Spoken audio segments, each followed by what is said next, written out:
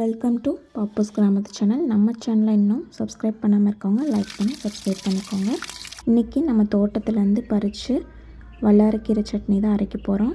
சத்தான சட்னி எப்படி அரைக்கிறதுன்னு பார்க்கலாம் வாங்க. ஒரு கைப்பிடி அளவுக்கு சின்ன வெங்காயம்.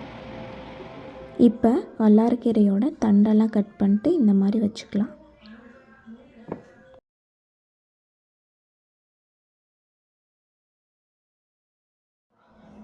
இப்போ ஒரு கொத்து கருவேப்பில், 4 வரமிளகா எடுத்திருக்கோம்.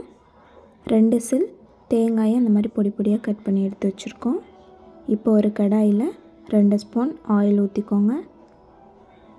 ஒரு கைப்பிடி அளவு வெங்காயத்தை உள்ளே போட்டு நல்லா வதக்கிக்கோங்க.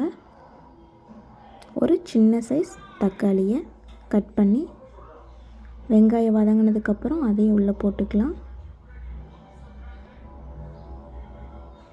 ஒரு கொத்து கருவேப்பிலையும் 4 வரமிளகாயும் போட்டுக்கலாம்.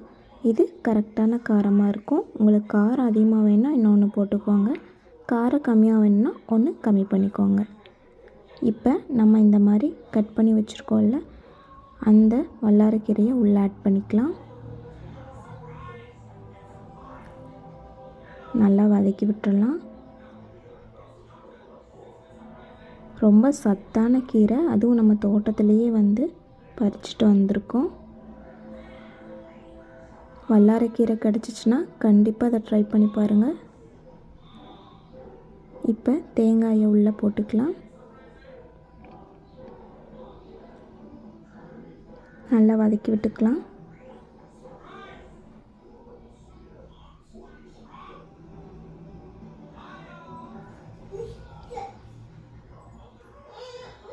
ஒரு நெல்லிக்காய் சைஸ் புளியை வாஷ் பண்ணிட்டு நம்ம அதையும் உள்ளே ஆட் பண்ணிக்கலாம்.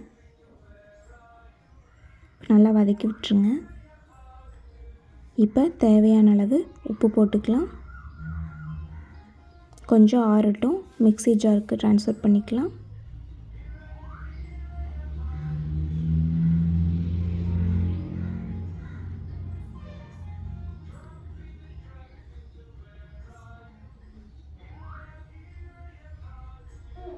எல்லாத்தையும் உள்ளே போட்டதுக்கப்புறம் அரைச்சி எடுத்துக்கலாம்.